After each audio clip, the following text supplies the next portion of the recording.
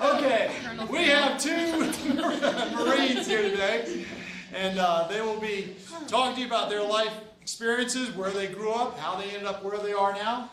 Please feel free to ask them questions at the end. You have the floor. Good afternoon, ladies and gentlemen. I'm Corporal Centers. I'm with Boatfield Charlie Company, and my MOS, my job in the military, is a radio operator. And this is Lance Corporal Sullivan.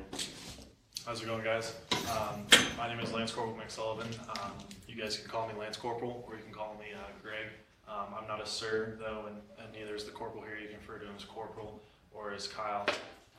My job in the Marine Corps, my MOS, Marine Occupation Specialty, is 1391 boat fuel operator. So everyone needs gas, right? And that's what I deal with, and he deals with communications.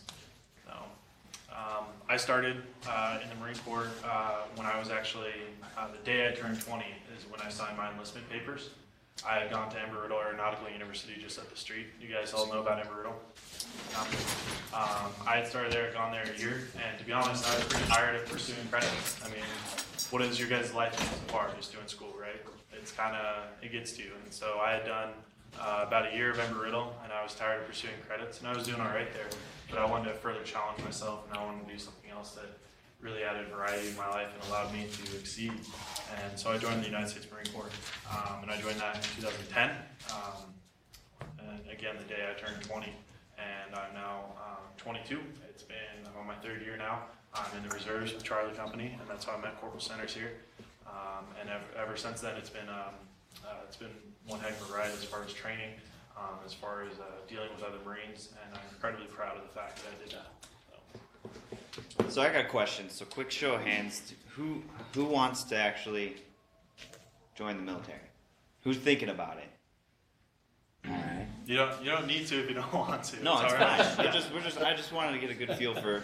Sir, if I want to say something, I'm already enlisted in the United States Marine Corps. I ship out June 17th. Okay. Raw. Make sure to give the drill sergeant's help for me. If you guys do have a question, I'd really appreciate it. If you guys could stand up and say your name, what you plan on doing after you're done with college, and where you're from, if you are from Prescott or if you came from somewhere else. Just because I'd like to be able to get in to know you guys. Colonel Peoples has a lot of good things to say about you guys. Some of you, I don't know about that. But, all you guys he loves, and he thinks you guys have a great future ahead of you. So I want to get to know you guys while I'm here too. So in the reserves, I guess we can talk about that. The reserves is a little bit different than like the National Guard or anything like that. It's a little bit different. We show up once a month. So for instance, May we show up Friday, Saturday, and Sunday. We're showing up, and we'll be doing a variety of different things on our training schedule. We'll be doing hikes. We'll be doing obviously a bunch of paperwork, but we'll be doing physical fitness in the mornings. Whether that be a physical fitness test, whether that be a CFT, a combat fitness test, we don't really know. We just get out and do some fitness, and then the rest of the day is finishing up training, making sure that we are PME complete, and that's basically what we do in the reserves. But it's a lot of fun too. Last drill we had Family Day. I think it was last drill, wasn't it? Mm-hmm. We had Family Day, so everybody's families came out, and most of the time, unless you live close, like Corporal Centers and I live quite close to each other, so we know each other, we know our families and everything. But some people live all the way north up to Bullhead City or further south in Tucson, so it's pretty hard to get to know those Marines. So with Family Day, it was pretty cool because their families showed up. We got to meet everyone, brothers, sisters, moms, dads, wife, husband for some of them. So it was really cool to see that. So there's a lot of interaction that goes on. And I thought that was a pretty cool thing that the reserves put on. So one thing that you'll see once you join the military, you'll see a lot of rivalries when it comes to different branches as far as who's better or whatnot. And it's kind of funny to see that, but at the same time, when you're the best of the best, who do you compete with? You have to compete with yourself, kind of deal, right? And so whenever there's a situation where it requires cooperation or something like that, I can tell you now that any Marine can work with a soldier, any sailor can work with somebody in the Air Force. Cohesiveness is something that really is, as long as we're getting the mission continued, something we have to work on. So, that's something that sometimes people will bring up as far as, oh, who do you think is better, this or that or whatnot, and it's not about that. It's just more about getting the mission done. And after work, if we have time or whatnot, if we can go out for a burger or whatever, then we might get a little rowdy for things. But Yeah. Can I add something to that, Lance Corporal? Yes, sir. I will guarantee you, like he's talking about inter-service rivalry, it's hilarious at times. It can be a lot of fun. But I will guarantee you, if there's a wounded Marine out on the field, he doesn't care what stripes are on that helicopter that comes and picks him up. Or if there's a downed airman, he doesn't care what color uniform is coming to rescue him or take a position or whatever it is. Like you said, they're all going to work together and make sure the job gets done. So, what was your name again? Bully, sir.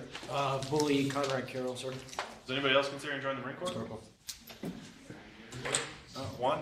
I want to join the Marine Corps when I graduate, either high school or college. Okay. What year are you right now? Freshman. What do you want to do in the Marine Corps? I'm not sure yet. Why do you want to join the Marine Corps? Steady paycheck. I like how that's the first thing that comes. Or shekels? Yeah, mostly that, benefits, and I want to be Marine. And did I see somebody else over here? Yeah? Why do you want to join the Marine Corps? Because I had a really close friend of mine that was just everything to me, and he died in Afghanistan. He was a Marine, and I want to honor him by becoming one too. That's an important goal. I do want to say though, and nothing against what you're saying right now, but you can. Has anybody had a family member or friend who has died in the war? No? Couple. You can honor them every day, even right now. And we've got the ROTC group that's at Embry-Riddle. They actually wear bracelets of POWs or MIAs that are currently missing or have been missing for a while. And so they memorize and learn about their life and certain things like that. But everything as far as your character, to your daily walk in life, you can actually honor somebody. But if that's what you feel called to do, I very much so encourage you to do it. So I guess we can talk about the training for the Marine Corps. Mm-hmm. So one thing you bring up that's kind of interesting is you, as a female, will go to Parris Island. Everybody west of the Mississippi goes to Pendleton, and everybody east of the Mississippi goes to Parris Island. Those are the only two enlisted training spots, Marine Corps training or recruit depots that the Marine Corps has. For officers, they go to Quantico and Virginia, which is east of the Mississippi, excuse me. However, for all females, they will go to Parris Island, so it would be kind of interesting to see how would probably happen with you. There's a couple different reputations about different Parris Island versus the West Coast. The West Coast, Pendleton Marines or San Diego Marines are known as Hollywood Marines. You were West Coast, right? Yeah, so we're known as Hollywood Marines, which is kind of slang for guys who've been trained up on the west side. And then guys who have been, or gals, that are trained up in Parris Island usually have to deal with swamps and bugs and stuff like that, versus we deal with more hills and climbs like that. So there's always a little bit, who was harder, which drill instructor was harder and stuff like that. So you enlisting, Pooley, when do you ship out? June 17th, sir. Okay. We're going to ship out, there's 13 weeks of boot camp. The first week, you can sit down, you're fine. The first week is mostly administration paperwork. You're going to get like no sleep, and you're just going to be kind of going along with life. Friday comes along, known as Black Friday. Have you heard of that at all? Yes, sir. Yeah. So you're going to meet your drill instructors, and you get to get hazed all day, so that's fun. And then you learn all the basics of what a head is, what a bulkhead is. Just had a recruit return from basic training. Lance Corporal Gagnon, sir. Okay. Yeah, he's a Marine then. He's not a recruit any longer. Yeah, he's probably shaved head and everything. Well, once you get through training, you'll have 3 phases that you go through training, and then after that, you're going to go to you have your 10 days boot leave, which I think is what he was on, and then you're going to go to MCT, which is Marine Combat Training, and our MCT on the west side is in Camp Pendleton. Do you know where it is on the east side? I don't know. On the east side, I'm not sure where it is. Is it at Lejeune? Might be. Yes. Yeah, it's at Lejeune. So you're going to go through approximately 4 to 6 weeks of Marine combat training, and then you're going to learn how to become a rifleman. You've been basically trained Marine, and then you're going to be a rifleman, so you're going to learn everything you need to know about basic infantry tactics. And then after that, unless you're going to ITB and becoming an 0311 infantry, then you're going to go to MCT. And then if once you're done with MCT, you'll go to your MOS school, whatever that might be. Where's your MOS school? You want to talk about that? My MOS school is in 29 Palms, California. It's a very hot, dry base, and it's actually, I believe it was an old Air Force base back in World War II. And pretty much what we would do is we'd show up on a bus.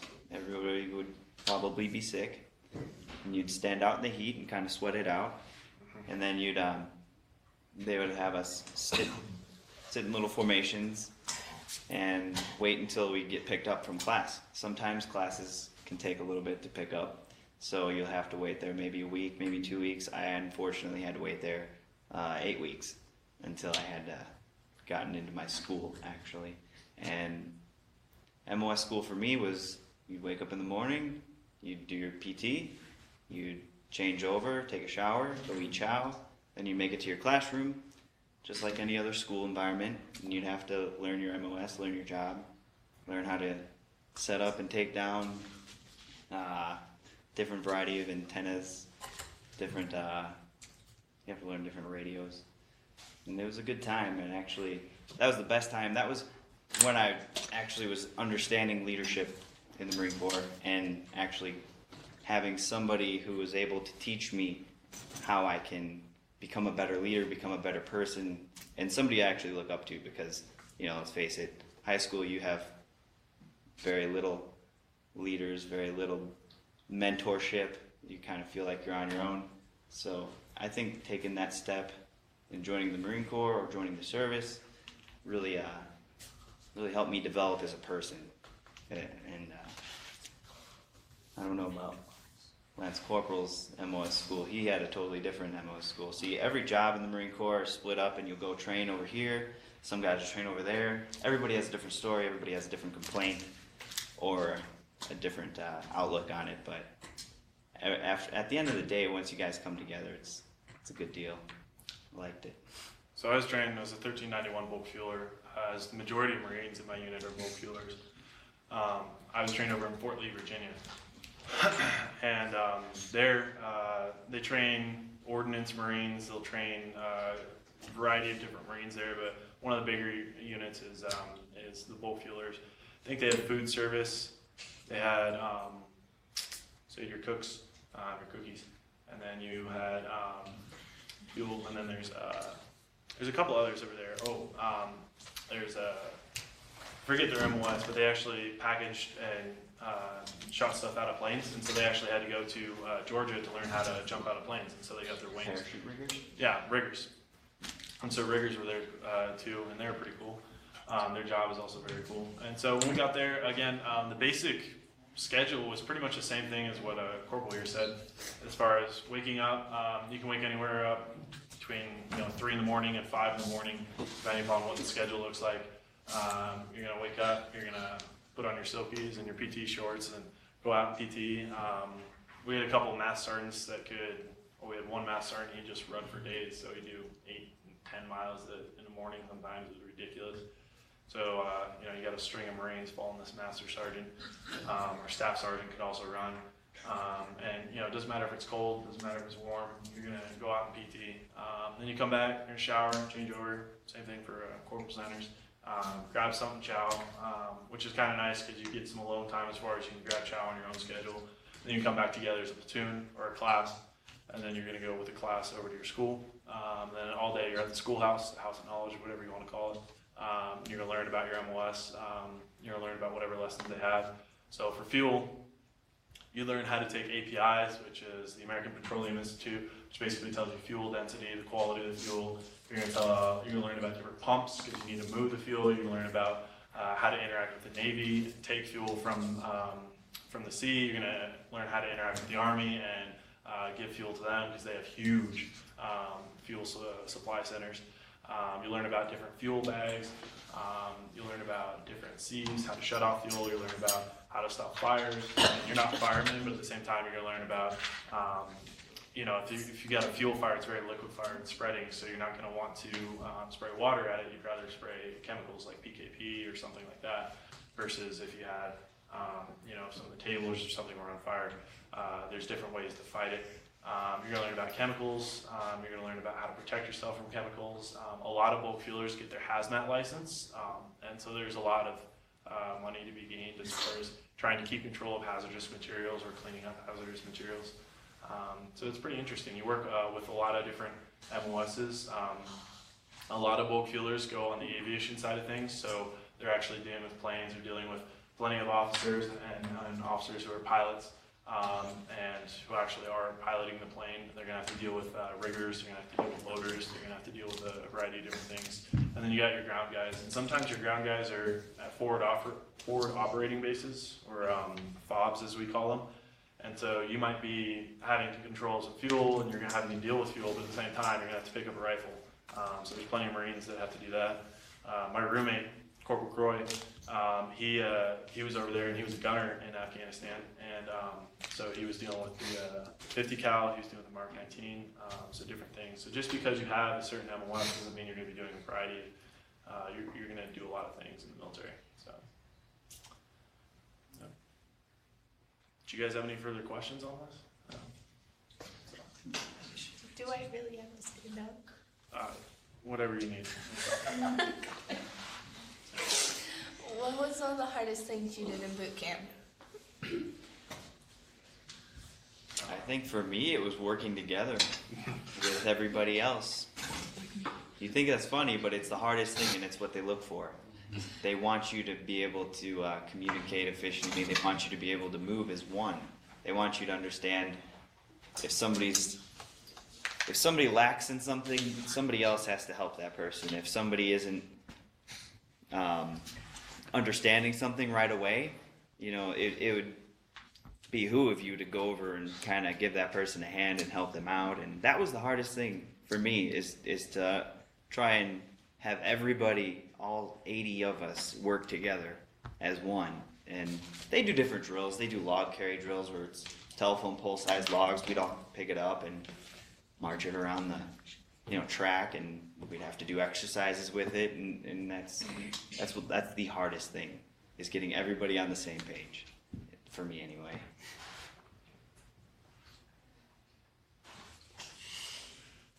Corporate question. You use the term MOS. What does that stand for? Marine Occupational Specialty, just your job. So it's got fancy names, but it's just what you do in the Marine Corps. So some of the most prideful guys out there are guys that are 0311. They're grunts. So literally their job is to be a rifleman. So you might have heard the term, every Marine a rifleman, and every Marine Corps officer is a platoon leader. So those are the guys that actually do that, and that's their sole job. That's all they're responsible for, is they rifle themselves. Their platoon is going out and getting some. So those guys definitely go out, and we act as a support base for them. So unless we are on the front lines with them, then we need to keep up and make sure that we are doing our part as infantry. To answer your question? How much did you get IT'd in BT, sir? All the time. It doesn't matter. Like, there's some guys that can go under the radar. It doesn't matter. Like, you're going to get to third phase, and you're going to be like, oh, I want to go get IT. Like, don't worry about it. The first phase is kind of wake-up call. Just the best advice I could give to anybody going to boot camp is, and you could probably come into this corporal, is live meal to meal, second to second. So you don't need to worry about what's happening next week. You don't need to worry about the weekend. You don't need to worry about anything that's happening. Like, you probably have plans. You might have a hot date this Friday. It doesn't matter. Like, here you have plans. When you get into boot camp, your plan is to not take off a drill instructor. Your plan is to just do your job. Focus on what you have to be doing right now, and you'll be fine. It'll pass in a breeze. What I've heard so far from the Marines that have come back from BT and have spoken to the rest of the police and we've learned that the first 2 to 3 weeks of basic training is the hardest. After that, it's a mental game. It's mental. Physical, even if you're in the lowest physical shape, they'll work you up to it, but mentally, that's the hardest thing that most people have the trouble with. Because I remember when Lance Corporal Gagnon went in, before he went into the Marines, before he went into basic training, he was a spindly guy, not a lot of muscle, but pretty strong. He came out, he filled out so much. He looked a completely different person. Well, you can look forward to that. It's definitely going to happen. You'll start just not work. Unless you had something else. How many push-ups do you do a day? Just start doing push-ups every day. I do at least 25 a day. And it's 25 a day, 5 pull-ups. I'm working on a 10-30 mile and a half for my IST. Well, I would highly recommend that you look up the Armstrong pull-up program. And that, That's a good one. so the Armstrong pull-up program, I'd highly recommend you look it up. It's very easy to do. It's not too complex, but at the same time, you see results. Armstrong was an officer in the United States Marine Corps, and he was going for the world record of pull-ups, and so he developed basically a way to increase his pull-ups dramatically, and so you can look it up. It's Armstrong pull-up program. Do you have any other questions? What's up? Have any of you been to Afghanistan? I have not deployed. No. No. So I'd probably have a few more badges if I deployed. Has your unit deployed recently? The unit hasn't deployed in 4 or 5 years. No, what they're doing now is they're taking specific MOSs, like, Oh, okay, rather than the whole unit? yes. They'll take like 1 or 2 comms guys or 1 whole fueler to go to this. So there's a couple deployments this summer, sir. I think Africa Lion. There's one in Norway, I think. They're doing a training up there, but they've only taken like 1 Marine from our unit, or they'll take 2 Marines for Africa Lion or something like that. So there's some deployments to Afghanistan, but it's very much so cooled off, Sure. especially since President Obama has stated that he's trying to withdraw troops. So, so what's going on? Taylor Petrovich, I'd like to be known after high school. What did you guys want to do growing up? Or maybe what were you thinking when you were sitting in seats like this? I wanted to be honestly, I wanted to be in a rock and roll band. I did. Is that weird? Anybody else want to be in a rock and roll band? Yeah, that's right. See? It's very hard, by the way. And you can still be the band. Where did you guys go to high school at? I went to Downers Grove South in Illinois. I went to Seattle Christian School in Seattle, Washington. Without a state. Yeah, I actually enlisted in Illinois. I was with the Marine Wing Communications, Squadron 48. And we ended up moving out here, and that's the great thing about the reserves that I feel is a positive, is they will accept you if you need to move. Say I needed to move out to Arizona, I just contacted my unit down here, Boatfield Charlie Company, and they were able to switch me over. So that's one of the positive things about reservists. Does anybody have family members that are currently deployed or in Afghanistan or anything? You do? My brother, What branch is he in? Marine Corps. Okay. And your sister, Razzo? My sister did not.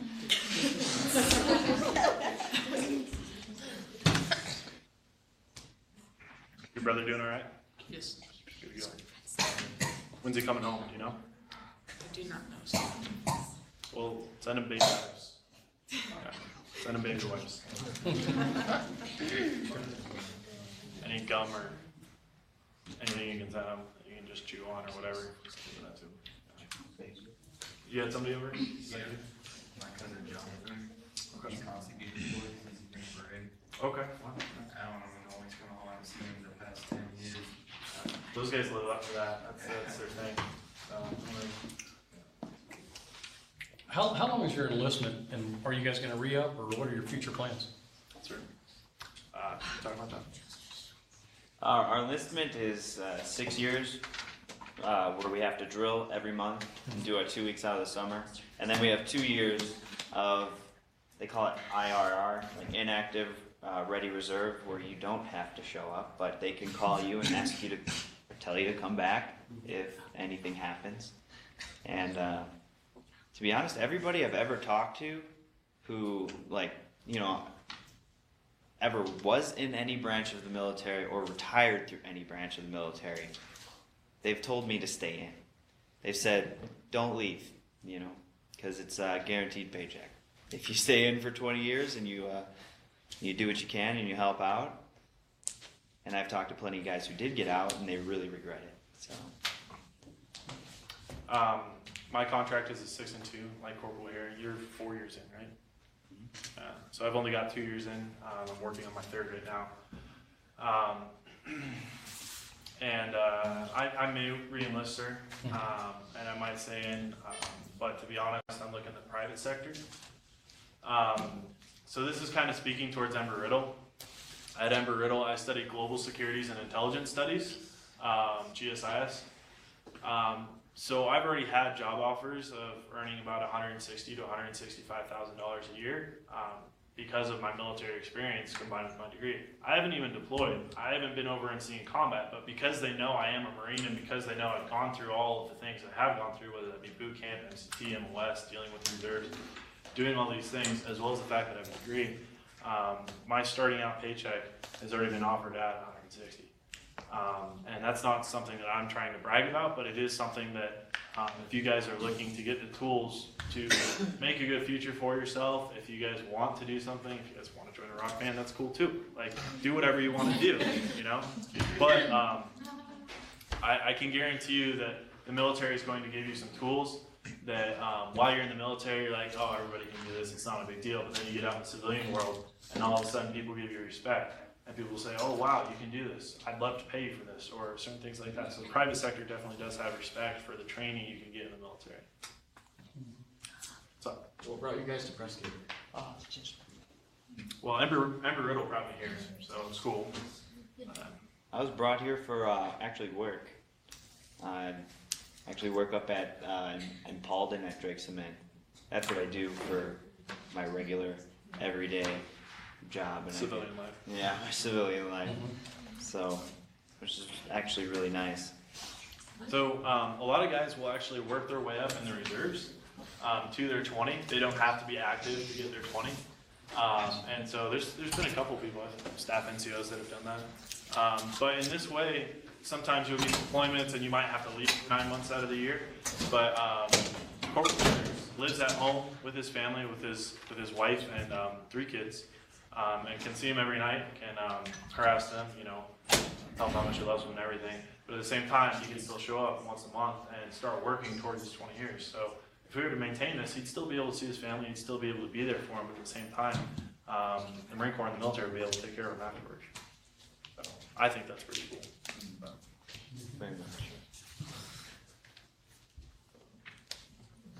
Anyway. So what are you guys' plan after high school? Anybody looking at Embry-Riddle? Yes. Yeah, a couple? Nobody? Okay. Yeah, you're looking at Embry-Riddle? What do you want to do there? Oh, I'm kind of between 2 different things, like engineering and mechanics or flying. Okay. Well, as a civilian, my civilian job, if you will, other than going to school, is I'm a tour guide at Embry-Riddle. So I give tours to people like you, as well as your parents, who are looking at universities. And so I will basically show you guys around. You'll be able to meet there. I'd highly recommend that wherever you're looking to go to college, if you are looking to go to college, that tour it first, get a handle on it, and see what's going on there. So, is anybody else looking to study global securities, intelligence studies? No? Maybe? Okay. Anybody looking to fly? Yeah? A couple pilots? And then some people are looking at engineering. Is that right? Cool. So, anybody else looking at other colleges? Yeah? Where at? In California. Okay. What colleges do you think? I haven't decided yet. Okay. It's a beautiful area, so you can't go wrong, right? Right. What about you? ASU. Okay, cool. And you? Brigham Young University in Provo. Okay. I've actually been there. It's a beautiful campus too. You? I don't know what quite college I'm going to, but I would like to get a degree in psychology, more specifically behavioral sciences. Yeah. Good for that. What about you? Yeah. I don't know what college I'm going to, but I'm going to be a diesel engineer. Okay. I want to go to the Air Force Academy. Okay. What grade are you in? I'm a freshman. You're a freshman? Alright, well you need to start working now if you're looking at the academies. Sir, did you or the colonel go to the academy? No, I taught there, but I wasn't a graduate. Oh, well, he as a teacher will definitely have the most information, but I do know that you're gonna need a nomination, an appointment and all that. So you're gonna need to work on that, and the political might not hurt as far as helping out with somebody's campaign. So, you're gonna need the highest GPA possible. That is very, very competitive, so. But again, you have officers here that definitely know what they're talking about. What about you? GCU. Where's that? Grand Canyon University? Is that right? What about you? And then you. Are either of you using tuition assistance or other programs through the reserves to help pay for school? Well, I'm not. yeah. I'm saving mine, so. I'm actually saving mine. You can pass on your GI Bill, as we call it, to future kids, or Right. I think you pass on your wife or whatnot if you want. Wife and kids, I know, are the current. Yes, sir. But my roommate, Corporal Croy, is using his GI Bill. He's deployed, and so he's earned his GI Bill and all that stuff. And so he's using his bill, and he doesn't need to work. He just goes to class and goes to the gym when he wants, and that's Right. about it. Gets plenty of money to live off of. Gets plenty of money to for gas and groceries and all that. Are you not using yours because you're on scholarship, or? I'm actually currently I'm just paying off my student loans as I go. Yeah, so that kind of helps. But I do have some scholarships there too, sir. I only bring it up because a lot of kids don't know about the GI Bill and other programs that can help them go to school. If they choose to go that route. Can you be like in the reserves and not have a civilian job and just go once a month and chill for the rest of the month? Yeah, you can.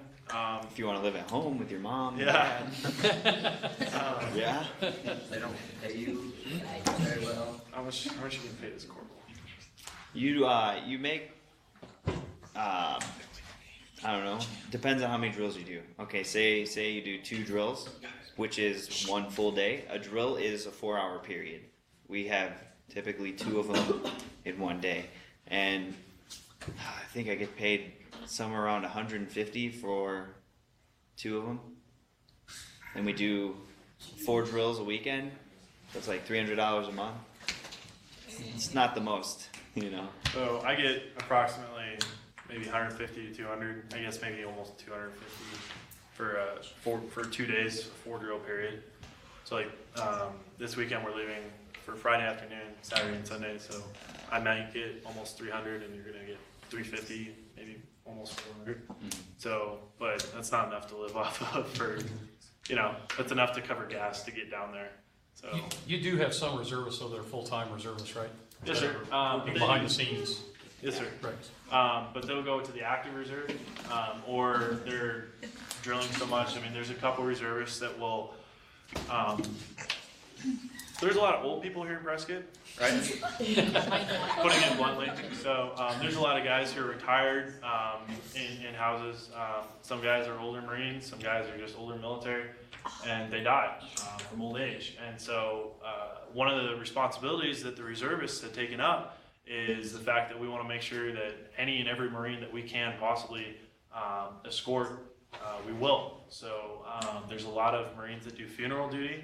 And so they will show up in uniform in the dress blues, and they will they'll fire a 21 gun salute. They'll basically say goodbye in our own way, and that's something we take in our responsibility. We definitely want to make sure we're respecting and paying attention to our veterans.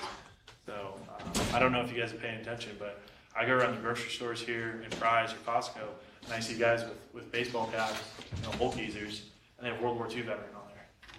And I don't know if you guys can get the chance, but speaking with a World War II veteran it's very enlightening.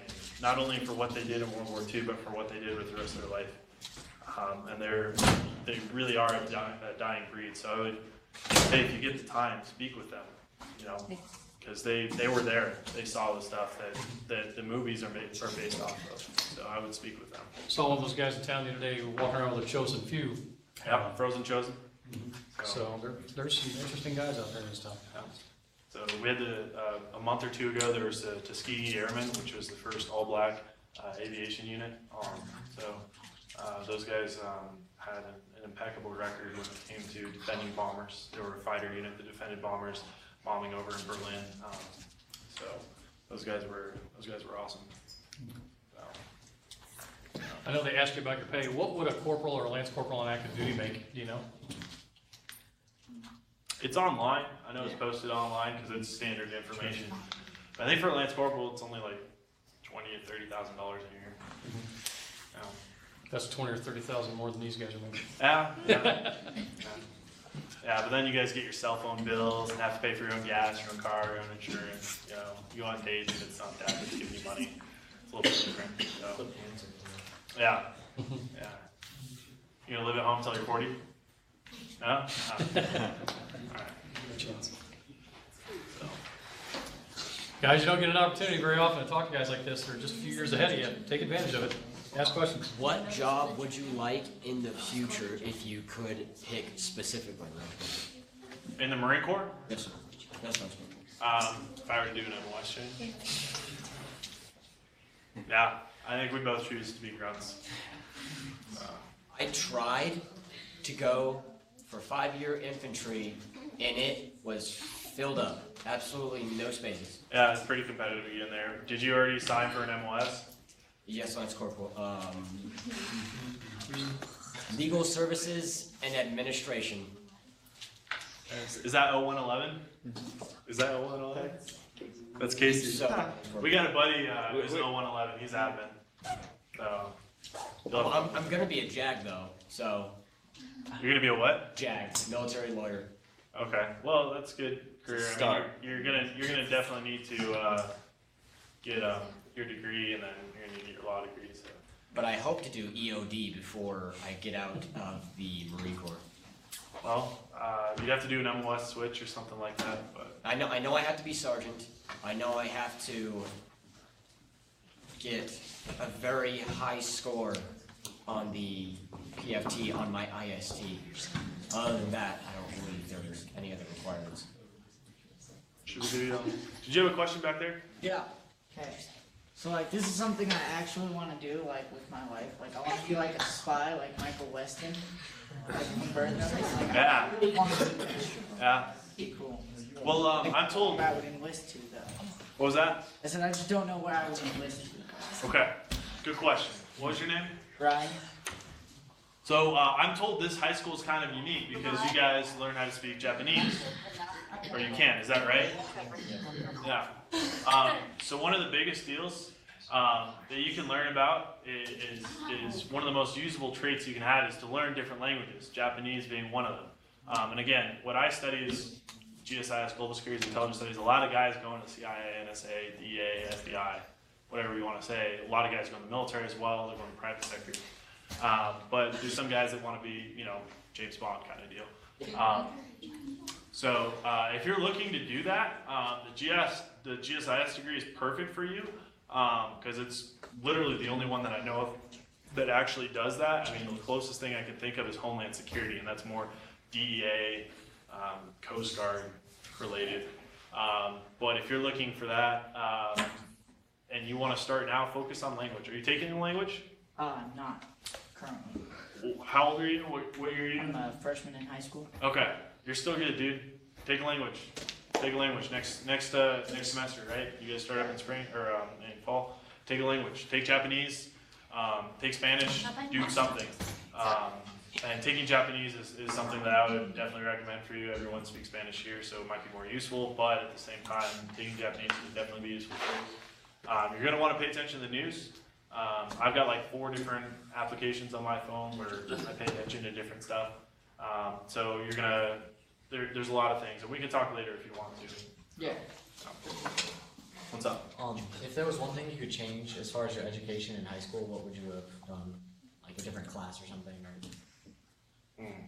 That's a good question.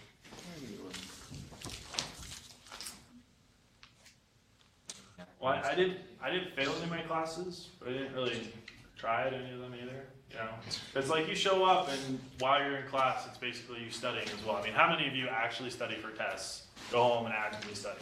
1, 2, 3, 4, 5. Out of how many are here? 40. So, when you get to college, I guarantee you it's going to change because you're going to get in class, you're going to get the information, and be like, okay, go home and study it. you know? So it changes, and so you're gonna be at home and you're like, oh, I'm just gonna play some video games. Well, yeah, you know, it doesn't work like that. So it changes. So I would have gotten better study habits. I would have gotten involved in more things. I mean, you guys are involved in JROTC, which is awesome. But I would have just embraced it. And I think my biggest piece of advice for you guys is, you guys are in high school, and hopefully you guys only do high school once, okay? But while you're in high school, enjoy it. Honestly, enjoy it. Enjoy the time that you have free time. Enjoy the time that you can kick it with your friends. Enjoy the fact that you have weekends where you don't really have much to do. Your parents are going to be stressed out. They're going to want things from you. That's okay. Help them out, you know? But enjoy it. Enjoy your time at home, because I'm away from home. My parents live in Ireland and in Washington State. So I don't see them at all, which kind of sucks. If you join the military, you're not going to see your family, you know? Corporal Centers is one of the lucky guys that can see his family, because they live at home with them. So I don't take for granted what you guys have. You guys have a good family. You guys have a place where you can talk to your parents at the very least. So, yeah. I think you had a question first. Do any of you two play Call of Duty? Every chance we get. That's actually how the Marine Corps trains. So. We do. Next question. I've heard that maybe if you want to have a family while in the military, you go Army or Air Force, because Navy has the longest time you're shipped out, has the longest cycle. Marines has the second longest, Air Force the lowest, and Army second lowest. Well, you're gonna be admin, right? Yes, sir. Well, I guess it would really just depend on what your job is. You know, if they need you out there, if they need you back home, it's really gonna be whatever they need.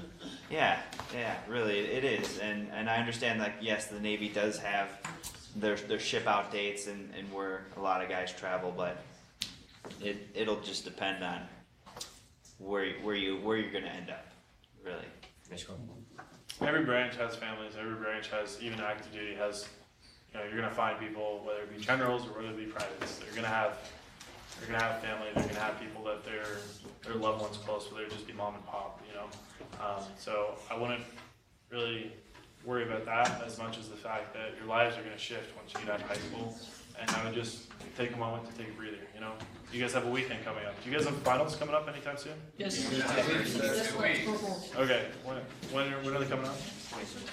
21st. Okay. So take a moment this weekend and just kind of like relax. The weather's getting better. Just enjoy your lives, especially where you are now. Summer's coming. Go ahead. I'm considering joining the Marsage in the Marine Corps. How would I get into it if I were to? You need a good recruiter, and you need to work out A lot. and run and swim and swim So for sure. You're gonna get drown proofed. Yeah, I'm on some team. So. Okay. Yeah, I would push yourself as much as freaking possible. Push yourself. And then they actually do recruit from the Marine Corps, so they recruit, I think, from everywhere. Yes. Yeah, so they recruit from everywhere in the Marine Corps, like mainly infantry. That's what they like to see, combat experience and all that stuff. So if possible, go in the infantry route, go into combat related MOS. So you're gonna have guys that aren't grunts, aren't guys who are, you know, chucking bullets or being bullet catchers, whatever you want to call them. They're being riflemen, but at the same time they have combat related MOS, and the fact that, you know, they're LAV commanders, something like that. So there are different ways to get different MOSs that are combat related. You might have assaultmen, like I think 0351. You might have mortarmen, stuff like that. That's combat related. Try and get combat related, and then from there you can get recruited into MARSOC. So, but you definitely are going to have to push yourself to get there. You know, that's not a given at all. To answer your question?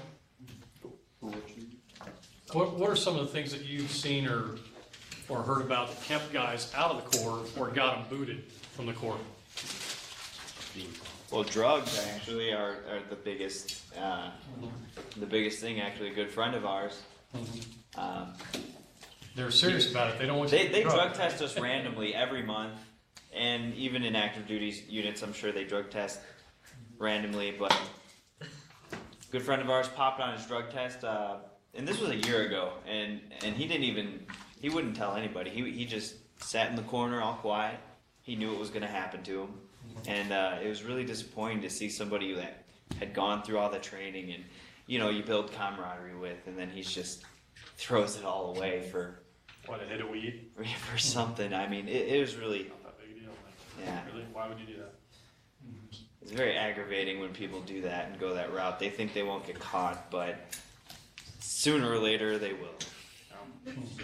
You get in trouble in the Marine Corps too for alcohol-related offenses, whether it be like a DUI or, you know, getting in trouble with alcohol in any way.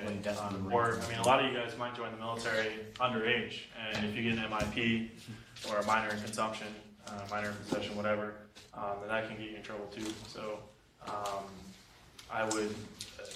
It doesn't take much to stay clean. It doesn't take much to keep your nose out of trouble, especially if you guys have those goals. That's what's really going to keep you out of trouble is if you guys have goals that you're working towards, then, you know, every question you ask is what I'm deciding to do here worth the goal that I have here? Is it worth it for me to put this goal in danger? Is it worth it for me to put my future in jeopardy to, you know, go off with my friends and smoke weed? You know? And if it is, or if you live in Washington, Colorado, and you don't get in the military, whatever, you know, fine. That's your choice. You guys are going to be 18 years soon. You guys are going to choose for yourself. So. What was some of your funniest moments in boot camp? One of the recruits I knew had to sing Justin Bieber. So. Oh my god. Our police went in, came back out, and told us that he scratched his nose so blatantly in front of the drill instructor. The drill instructor was right here, staring at a guy directly behind him, and his nose itched, and he said, "Heck, why not?" And he scratched his nose, and the drill instructor was like, "What are you doing? Are you insane? No one in my entire life has ever done that so close to my face, 2 inches in front of me." And every single day after that, he would scream, "Recruit Brewer, hit it," and the recruit would scream, "I do what I want." Like, he would scream, "Recruit Brewer, Rick James, I do what I want." So there's one recruit I knew who he was on fire watch, and the whole point of fire watch in the name itself is to watch out for fires and like troublesome stuff, right? And so he's sitting there, and we get matches in our MREs, and so he's sitting there playing with matches and lighting crap on fire. He gets caught anyway. So every time a drill instructor would be like, "Hit it," and so he'd have to go, "Flame on."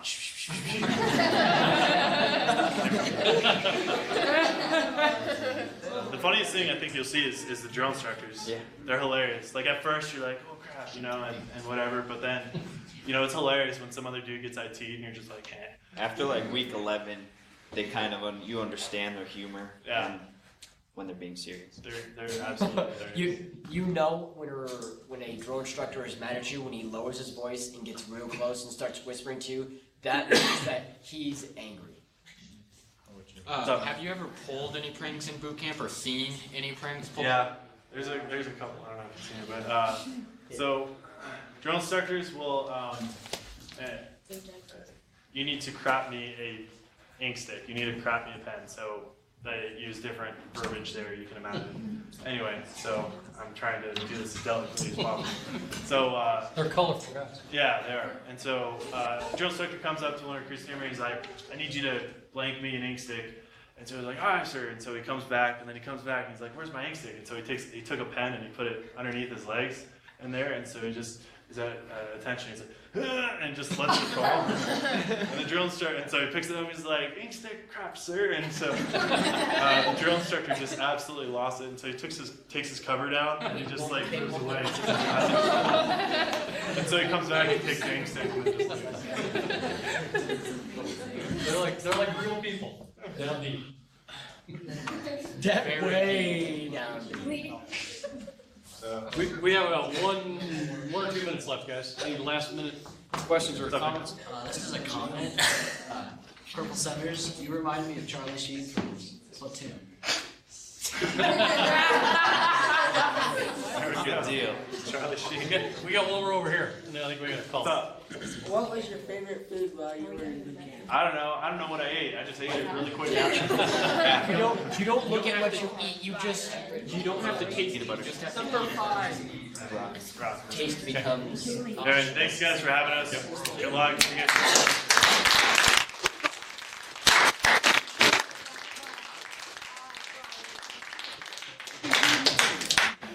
Guys, the bell's gonna ring here in about a minute. When it does, who's the judgment or flight commander? Why did you just do that? You're in charge of releasing everybody, okay? When the bell rings. Also remember, guys, listen up. My class, does the bell? Yes, sir. My class is back in the regular classroom tomorrow. The colonels, unless you hear otherwise, go to the regular classroom, then you come over here. Okay? Regular classroom tomorrow. Rooms in who? Yeah. Dismiss. Go to the great days. See you tomorrow, guys. First one, like a month. Yeah, hand them out.